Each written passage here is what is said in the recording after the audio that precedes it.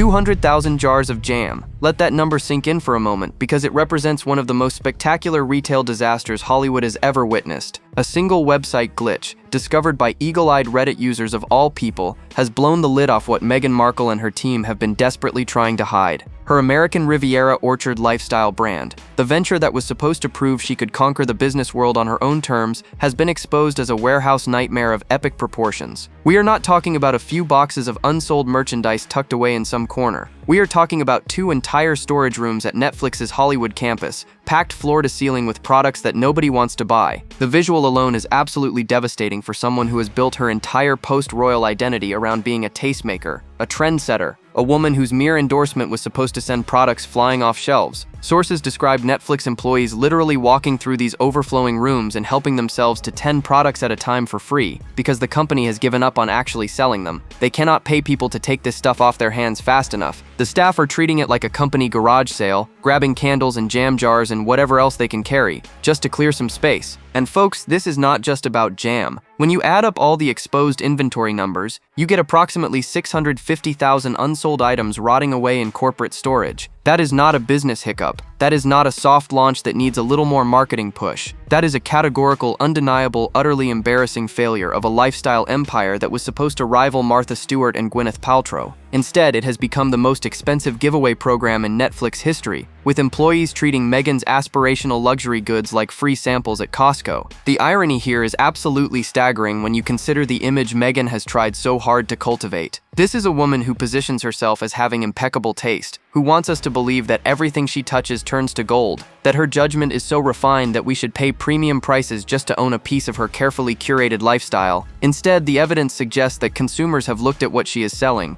looked at the prices she is charging, and decided they would rather keep their money. The market has spoken, and it has said a resounding no thank you. But the inventory numbers are just the beginning of this business catastrophe, and what Page 6 has uncovered about Netflix's storage situation reveals the true scale of the disaster. The explosive report from Page 6 paints a picture so embarrassing that even the most skilled public relations team would struggle to spin it. According to multiple sources, Netflix employees at both the Icon Tower and Epic building on the company's Hollywood campus have been helping themselves to free products from storage rooms overflowing with as-ever merchandise. We are talking about hundreds of workers walking past shelves stacked with unsold jam, unwanted candles, and ignored honey jars, grabbing whatever they feel like taking because their employer has essentially turned a business partnership into a charity donation center. Let us be brutally honest about what this means. This is not how successful product launches work. This is not what happens when a celebrity brand catches fire with consumers. When products actually sell, warehouses empty out, inventory moves, reorders come in. The fact that Netflix has resorted to giving away merchandise to its own staff tells you everything you need to know about the market demand for Meghan's lifestyle empire. There is none.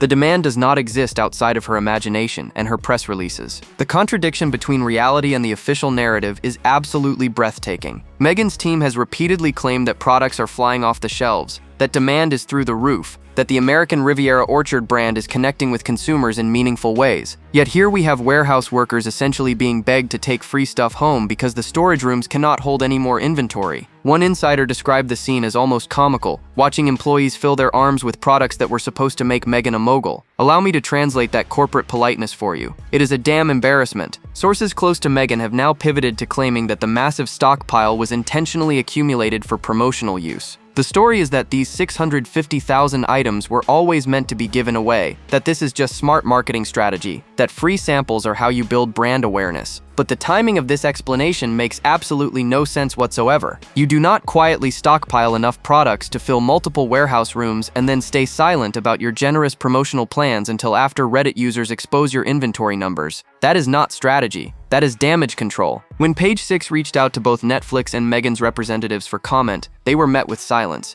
Complete, deafening silence. And that silence speaks volumes about the situation. If there were a reasonable explanation, if this really were all part of some master marketing plan, you can bet Meghan's notoriously aggressive public relations team would have been shouting it from the rooftops. Instead, they have gone quiet, presumably huddled in crisis management mode, trying to figure out how to make this disaster look like a victory. But the website glitch that started this scandal revealed numbers that will make your jaw drop, and the technical breakdown of the exposure is even more damning than the headlines suggest. The discovery happened in the most unglamorous way possible, through Reddit users who decided to test the limits of Meghan's online shopping cart system. What they found has now become legendary in the Celebrity Business Disaster Hall of Fame. By attempting to add enormous quantities of products to their carts, these internet detectives were able to expose just how much inventory was sitting unsold in the American Riviera orchard system. The glitch essentially revealed the entire stock count, and the numbers are absolutely devastating for anyone hoping to present this venture as a success. 200,000 jars of jam. Let that sink in for a moment. That is not a typo. 200,000 jars of fruit spread that someone somewhere thought consumers would eagerly purchase at luxury prices. But wait, there is more. 30,000 jars of honey sitting alongside the jam, waiting for buyers who have clearly decided to get their sweeteners elsewhere. 90,000 candles, presumably meant to fill homes with the essence of Meghan's refined taste, instead filling warehouse shelves with the essence of failure. And 80,000 tins of flour sprinkles, which have earned the charming nickname Death Flowers among critics who question both their appearance and their purpose. The wine situation is particularly brutal. 70,000 bottles of alcohol, including black rosé and brut sparkling wine, are reportedly collecting dust in storage. These are perishable goods with actual expiration dates, products that lose value the longer they sit unsold. Unlike a candle that can technically wait years for a buyer, wine has a window, and that window is closing while Meghan's bottles gather dust alongside her other merchandise. The waste here is not just financial. It is almost offensive when you consider how many people struggle to afford basic necessities. When you total everything up, you get approximately 650,000 unsold items. 650,000. That number should haunt whatever business advisor approved this level of production. In the retail world,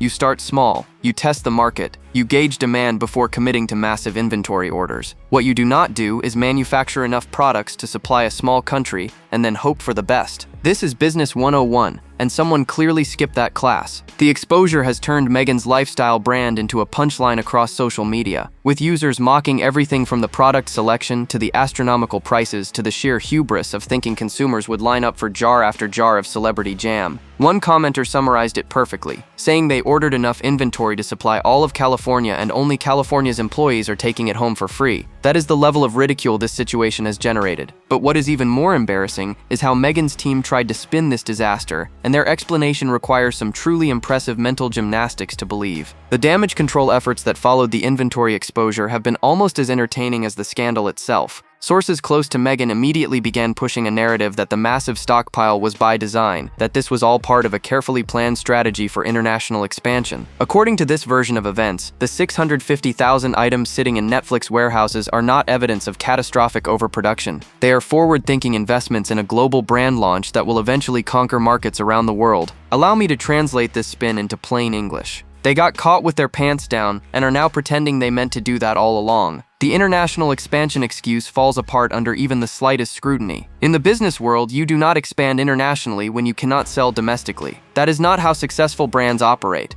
That is how brands that are bleeding money desperately try to find new suckers in different countries after their home market has rejected them. Look at any genuinely successful lifestyle brand and you will see a consistent pattern. Apple conquered America before taking over the world. Amazon dominated domestic markets before expanding globally. Gwyneth Paltrow built Goop into a household name in the United States before opening pop-up shops in London. The idea that you would stockpile hundreds of thousands of unsold items while planning international expansion is so backwards that it would be laughable if it were not so transparently desperate. You cannot give your products away to Netflix employees and simultaneously claim you are preparing for global domination. The most insulting part of the spin campaign is the claim that products are literally flying off the shelf. Those exact words came from sources close to Meghan, apparently with straight faces and zero self-awareness. Flying off the shelf. Meanwhile, warehouse workers are grabbing 10 items at a time for free because there is nowhere left to put the merchandise. The shelf in question must be the size of an aircraft hangar if it can hold 650,000 items that are supposedly selling like hotcakes. This is gaslighting of the highest order, and it assumes that consumers are too stupid to put two and two together. Industry analysts have been quick to point out the disconnect between Meghan's public relations narrative and business reality. One retail expert noted that claiming massive inventory is strategic when you cannot move product is like claiming you meant to fail your exam because you are actually studying for a different test. The logic simply does not track. Another source familiar with the situation described the spin attempts as almost insulting to anyone who understands how retail actually works. And they are absolutely right. But the pricing strategy reveals exactly why consumers are running in the opposite direction,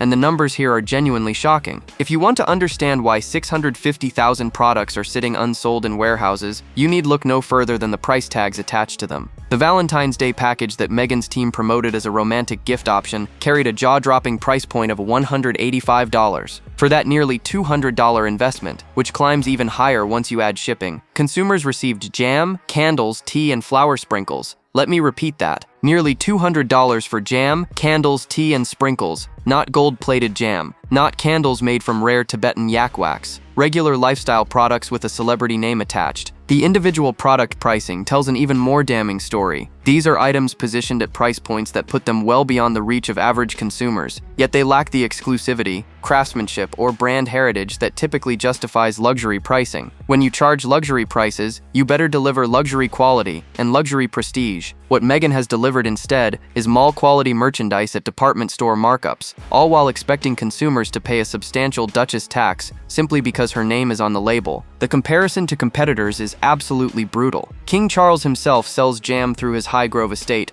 and his products come in at a fraction of what Meghan charges. Let that irony sink in for a moment. The actual King of England, selling jam from his actual royal estate, undercuts the prices of his American daughter-in-law's lifestyle brand. Mainstream competitors like Bon Amon and even premium artisan jam makers offer products that cost a tenth of what American Riviera Orchard demands. Consumers are not stupid, they can do basic math. And the math says Meghan's jam is not worth 5 times more than everyone else's. The fundamental disconnect at the heart of this pricing disaster is the gap between Meghan's brand positioning and her price strategy. She wants to be seen as relatable, as the girl who escaped the royal fishbowl and just wants to live authentically among regular people. Yet she prices her products like she is running a boutique in Monaco for oligarch wives. You cannot simultaneously market yourself as down-to-earth and approachable while charging $200 for Valentine's Day jam packages. The cognitive dissonance is giving consumers whiplash, and their response has been to simply not buy anything. Sources within the retail industry have been blunt about the problem. One consultant said you cannot build a mass-market lifestyle brand on luxury pricing without luxury credentials. Another noted that Meghan seems to think her celebrity alone justifies premium prices, but that is not how consumer behavior actually works. People will pay more for a name they trust and admire. Whether Meghan has cultivated that trust is very much up for debate. But the products themselves have another problem that no price cut can fix, and the quality control issues have become internet legend. Even if Meghan slashed her prices tomorrow, she would still face a credibility crisis rooted in the actual quality of her products. Viral videos exposing the jam's questionable consistency have spread across social media like wildfire, with purchasers documenting what can only be described as a runny mess. These are not nitpicky critics looking for problems. These are people who paid good money expecting artisanal quality and instead received a spread so thin it practically pours out of the jar. One video showing the jam's liquid consistency has been viewed millions of times, and the comments section reads like a roast session for the ages. The wickless candle scandal deserves its own special mention in the quality control catastrophe. Customers who purchased candles from the line reported receiving products without actual wicks, meaning they were literally impossible to light. A candle without a wick is not a candle. It is an expensive scented paperweight. The fact that this defect made it past whatever quality control systems exist at American Riviera Orchard tells you everything you need to know about the operational competence behind this venture. One buyer described the experience as almost artistic in its incompetence, and honestly, that description feels generous. Then there are the flower sprinkles, which have earned the charming nickname Death Flowers among Meghan's legion of critics. These dried flower decorations, meant to add an elegant touch to baked goods or table settings, have been mocked for their wilted, lifeless appearance. Instead of evoking a romantic Montecito garden party, they conjure images of funeral arrangements left out too long in the sun. The aesthetic that Meghan clearly intended to convey has been utterly lost in translation between concept and execution. The cumulative effect of these quality issues has been devastating for consumer trust. In the age of social media, one bad review can reach millions of people before a company even knows there is a problem. Meghan's products have generated hundreds of negative reviews, unboxing disasters, and mocking videos that have permanently damaged the brand's reputation before it ever had a chance to build momentum. Once consumers decide a brand produces garbage, it is extraordinarily difficult to change that perception. You essentially have to start over with a new name and hope nobody remembers what happened the first time. Industry observers have noted that the quality problems suggest fundamental issues with sourcing, manufacturing, or both. One food industry consultant pointed out that consistency problems in jam production, usually usually indicate issues at the production facility level that require serious intervention to fix. Another noted that the wickless candle situation suggests either a terrible supplier or non-existent quality inspection processes. Either way, the problems run deeper than any marketing campaign can address. But Netflix's patience with these failures has reached a breaking point, and what is happening behind closed doors reveals the true cost of this partnership. The staff at Netflix who have been tasked with managing the Meghan relationship are reportedly fed up after years of frustration. According to multiple sources, employees have grown tired of trying to get Meghan to actually promote her own products in any meaningful way. The expectation when Netflix invested in her lifestyle brand was that she would leverage her massive platform and celebrity status to drive consumer interest. Instead, sources describe a pattern of minimal effort, missed opportunities, and an apparent belief that products should sell themselves simply because her name is attached. The contrast with other Netflix talent could not be more stark. When the streaming giant partners with celebrities on product ventures or branded content, those celebrities typically throw themselves into marketing efforts. They do press interviews, they post on social media, they show up to events and shake hands and do the unglamorous work of actually selling things. Meghan, according to insiders, has treated promotion as somehow beneath her, as if merely designing a jam label should be enough to guarantee millions in sales. One source described the attitude as expecting the red carpet treatment for products that nobody asked for. The irony of Ted Sarandos' previous comments has not been lost on observers. The Netflix co-CEO once publicly stated that Meghan could shift anything, expressing confidence that her star power would translate into commercial success. Those words have aged like milk left out in the California sun.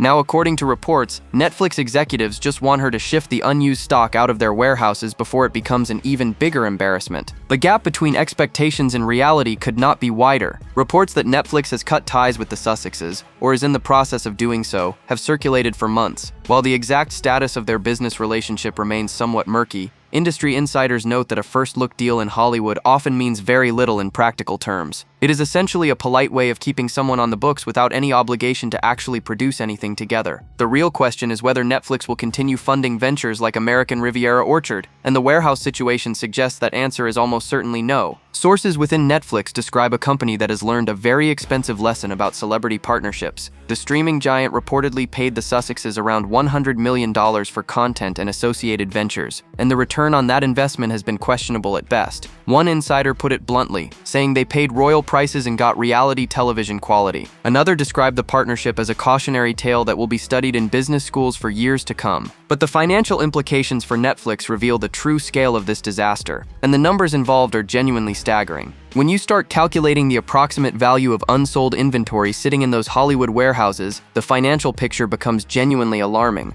650,000 items, even at modest wholesale values, represent millions of dollars in tied-up capital. If we conservatively estimate an average production cost of $10 per item across the product range, we are looking at $6.5 million just in manufacturing expenses. Factor in packaging, shipping to warehouses, storage costs, and marketing materials, and the total investment easily climbs into the $8 to $10 million range, all of it sitting unsold. Netflix's position as an investor and partner in this venture means they are presumably on the hook for a significant portion of these losses. The streaming giant did not get into the lifestyle product business expecting to give away jam to their software engineers for free. They expected returns. They expected Meghan's supposed star power to translate into actual sales that would justify the partnership. Instead, they are watching money evaporate, while storage rooms overflow with merchandise that has become a punchline. The speculation about Netflix potentially forcing As Ever to shut down entirely is gaining steam among industry analysts. At some point, the math simply stops working. Every month that inventory sits unsold represents additional storage costs, insurance expenses, and opportunity costs of capital that could be deployed elsewhere. Perishable goods like jam and wine have shelf lives that are actively ticking down. The longer this situation continues, the more product will need to be written off as expired and unsellable. One analyst described it as watching money burn in slow motion. Sources familiar with Netflix's internal discussions suggest that patience has run out. The company reportedly gave Meghan multiple opportunities to course correct, to adjust pricing, to increase promotional efforts, to do something that would move product. The response, according to insiders, was a mixture of excuse-making and blame-shifting that failed to address any of the fundamental problems. One executive allegedly described the situation as the most frustrating partnership failure in the company's history, though that claim is difficult to verify. The bleeding shows no signs of stopping. Every day those warehouses remain full. The losses compound. Every employee who walks out with free jam represents a sale that will never happen. Every negative review that circulates online makes future sales less likely. The financial trajectory is pointing sharply downward, and nobody seems to have a viable plan to reverse it. But the real question is whether Meghan can survive what is coming next. And her fundamental brand problem runs deeper than any business failure. Recent YouGov polling has delivered numbers that should terrify anyone invested in Meghan's commercial success. She now ranks among the least popular members of the extended royal family in both British and American surveys. Let that sink in for a moment. The woman who was supposed to modernize the monarchy, who was welcomed with open arms as a breath of fresh air, has become one of the least liked public figures in the very markets where she needs to sell products. You cannot build a lifestyle empire when your target consumers actively dislike you. The problem is what marketing experts call the likability, relatability, trustability trifecta. Successful celebrity brands require all three. Consumers need to like the person enough to want to support them. They need to feel that the person is somehow relatable to their own lives and values, and they need to trust that the person is being authentic, not just cashing in on their fame. Meghan's polling numbers suggest she is failing on all three counts with large segments of her potential customer base. The pattern of failed ventures has become impossible to ignore. The Spotify deal, which was supposed to produce groundbreaking podcast content, fizzled after producing minimal output and generating insider complaints about Meghan being difficult to work with. The animated series project was scrapped before it ever saw the light of day. And now the lifestyle brand is drowning in unsold inventory. At what point does a pattern of failures stop being bad luck and start being a reflection of the person at the center of all these ventures? The contrast with Gwyneth Paltrow's Goop is instructive. Whatever you think of Goop's products or marketing, Paltrow has been transparent about her business. She shares sales figures, discusses challenges openly, and has built a brand that consumers feel they understand. Meghan, by contrast, has refused to share any meaningful sales data, while her team makes claims about products flying off shelves. This secrecy breeds suspicion, and suspicious consumers do not open their wallets. Industry observers have been blunt about Meghan's commercial prospects. One brand consultant noted that she has burned through more goodwill in 3 years than most celebrities accumulate in a lifetime. Another suggested that her only path forward might be to completely reinvent her public persona, though how exactly she would do that remains unclear. But where does this leave Meghan and Harry's American dream? And what happens when the money stops flowing? The warehouse chaos represents more than just a failed product launch. It is a symptom of a larger brand failure that threatens the entire Sussex commercial enterprise. The narrative they sold when leaving the royal family was that they could not only survive outside the palace but thrive in ways the institution would never allow. They positioned themselves as entrepreneurial spirits being held back by an outdated system. Instead, they have produced a string of expensive failures that suggest the royal system was providing more support than they ever acknowledged. Speculation about where these products will ultimately end up has become a popular topic among royal watchers and retail analysts alike. The most likely destination for 650,000 unsold items is the discount retail circuit. TJ Maxx, Marshalls, outlet malls, and discount websites may soon be flooded with American Riviera orchard merchandise at drastically reduced prices. Nothing says aspirational luxury quite like finding a Duchess's jam jar in the clearance bin next to off-brand candles and discontinued beauty products. The brand positioning Meghan has worked so hard to cultivate will be destroyed the moment her products show up at dollar stores. One has to wonder whether Harry even knows the full extent of this disaster. Reports have consistently suggested that Meghan handles the business side of their ventures, while Harry focuses on his passion projects and advocacy work. If that division of labor is accurate, Prince Harry may not fully grasp how much money has been invested in inventory that is now being given away for free to Netflix employees. The conversations in that Montecito mansion must be interesting these days, assuming they are having honest conversations at all. The big picture question hanging over all of this is whether Meghan can reinvent herself once again. She has done it before, transitioning from actress to royal to American refugee to wellness entrepreneur. But each reinvention gets harder as the public accumulates more data points about who she really is and how she actually operates. The Goodwill bank account is nearly empty, and every failed venture makes a withdrawal from an already overdrawn balance. The 650,000 items sitting in Netflix warehouses tell a story that no press release can rewrite. They represent misjudged demand, overconfident production, pricing disconnected from reality, and a fundamental misunderstanding of what consumers actually want. They are physical evidence of a business built on celebrity rather than competence, on assumptions rather than market research, on ego rather than strategy. Whether Meghan can recover from this exposure remains to be seen, but the odds are not looking good. Do you think Netflix will finally cut Meghan loose completely? And what happens to the Sussex brand if they do? Drop your thoughts below. Like, subscribe, and stay tuned. The next video is waiting, and you will not believe what is coming next.